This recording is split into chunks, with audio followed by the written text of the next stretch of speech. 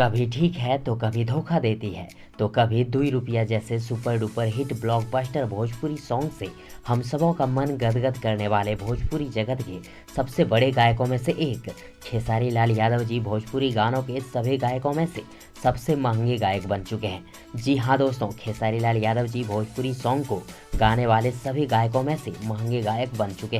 बन गए हैं। जी बिल्कुल सही समझे, खेसारी लाल यादव जी सभी भोजपुरी गायकों से अधिक पैसे लेते हैं भोजपुरी सॉन्ग को गाने के लिए। तो चलिए जानते हैं कि खेसारी लाल यादव जी यदि किसी सॉन्ग को गाते हैं तो उस सॉन्ग को गाने के लिए कितना पैसे लेते हैं। लेकिन उससे पहले यदि आप लोगों में से किसी ने अगर अभी तक मेरे यूट्यूब चैनल प्रभास कॉन्सेप्ट को सब्सक्राइब नहीं किया है तो प्लीज़ मेरे यूट्यूब चैनल प्रभास कॉन्सेप्ट को सब्सक्राइब कर लें और साथ ही चैनल के बेल आइकन को प्रेस भी कर दें ताकि खेसारी भाई जी से जुड़ी हर एक नई पुरानी अपडेट सबसे पहले आप तक पहुँचे। ओके फ्रेंड्स, दोस्तों खेसारी लाल यादव जी यूं ही नहीं भोजपुरी जगत के सबसे महंगे गायक बन गए हैं। आप सबों को पता ही होगा कि लगातार खेसारी लाल यादव जी 1 या 2 दिन बाद कोई ना कोई हिट सॉन्ग लेकर हम सबों के बीच आ ही जाते हैं और जिसकी वजह से खेसारी जी के फैंस का क्रेज दिन ब दिन बढ़ते जा रहे हैं। और खेसारी लाल यादव जी के फैंस यानी आप सभी खेसारी जी के हर एक गाने को हिट बना ही देते हैं और दर्शक खेसारी लाल यादव जी के गाने का इंतजार बेसब्री से करते हैं।